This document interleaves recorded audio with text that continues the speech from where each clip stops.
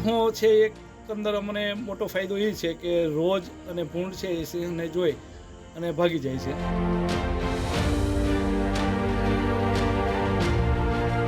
સિંહ તો કાયમ માટે અમારી વાડીની અંદર હોય જ છે અને એ અમારું રખોપું કરે છે. આજે તમને કલ્પનામાં પણ ન આવે એવા દ્રશ્યો બતાવવા છે. સિંહ અને માણસની મૈત્રીના અનેક કિસ્સાઓ તમે સાંભળ્યા અને જોયા હશે, પણ આ ખેડૂતની તો વાડીની ચોકી ખુદ સિંહ કરે છે. સાંભળીને ચોંકી ગયા ને?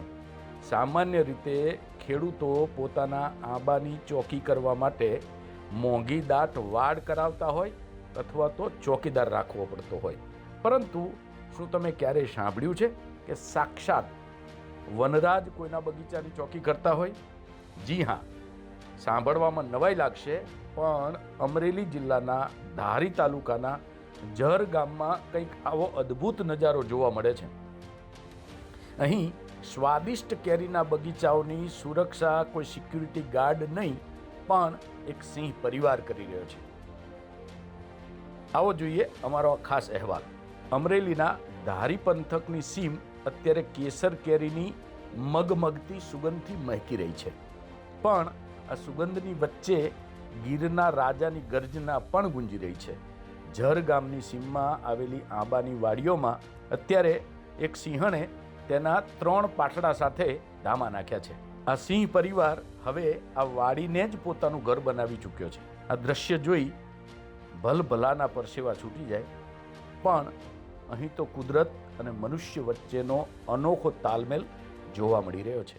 અહીંયા મારે 30 વીઘાનો બગીચો છે જર ગામની અંદર, અને સિંહ વિશે સિંહ તો અહીંયા કાયમ માટે વાડીમાં રહેશે. પાણીનું સારું છે, ઠંડુ હોય એટલે સિંહને તડકાના હિસાબે અહીંયા અમારી વાડીમાં કાયમ માટે રહેશે. સિંહના હિસાબે અમારે અહીંયા રોજ ભૂંડ એનો ત્રાસ નથી. સિંહ તો કાયમ માટે અમારી વાડીની અંદર હોય જ છે અને એ અમારું રખોપું કરે છે. નવાઈની વાત તો એ છે કે સિંહની હાજરી હોવા છતાં અહીં ઇજારેદારો અને મજૂરો ડર્યા વગર પોતાનું કામ કરી રહ્યા છે.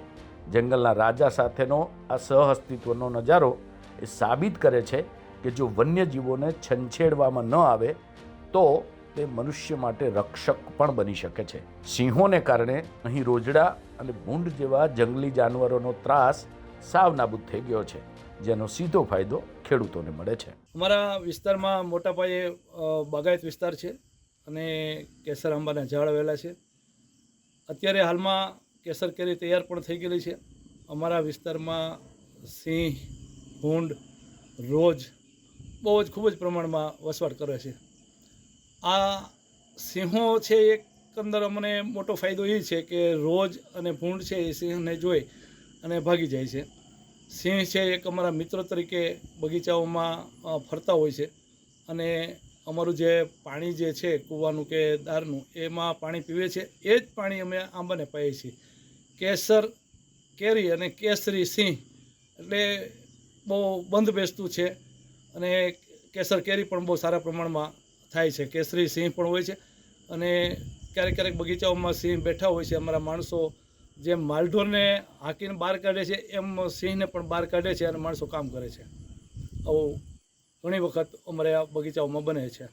હાલમાં પણ અત્યારે સિંહના બહુ મોટા પ્રમાણમાં મારા વિસ્તારમાં વસવાટ છે. અમે જે આંબાના બગીચામાં રહીએ છીએ એ જ બગીચામાં સિંહો પણ રહે છે, પણ એ આપણને હેરાન નથી કરતા. જે એ સિંહોને લીધે અમને જે ભૂંડ છે, રોજ છે, જે નુકસાન કરે છે જે આપણા આંબાના બગીચામાં, એ અટકાવે છે. મતલબ અમને કોઈ હેરાન નથી કરતા. અને અમે એ લોકો જે એ પાણી પીવે છે, કુંડીએ પાણી પીવા આવે છે, એ જ પાણી અમે આ આંબામાં પાઈએ છીએ. એટલે કેરી પણ શું છે, આ સિંહનું પીધેલું પાણી પીએ છે, એટલે આંબાની કેરી અમે એ જ ખાઈએ છીએ ને એ બને છે.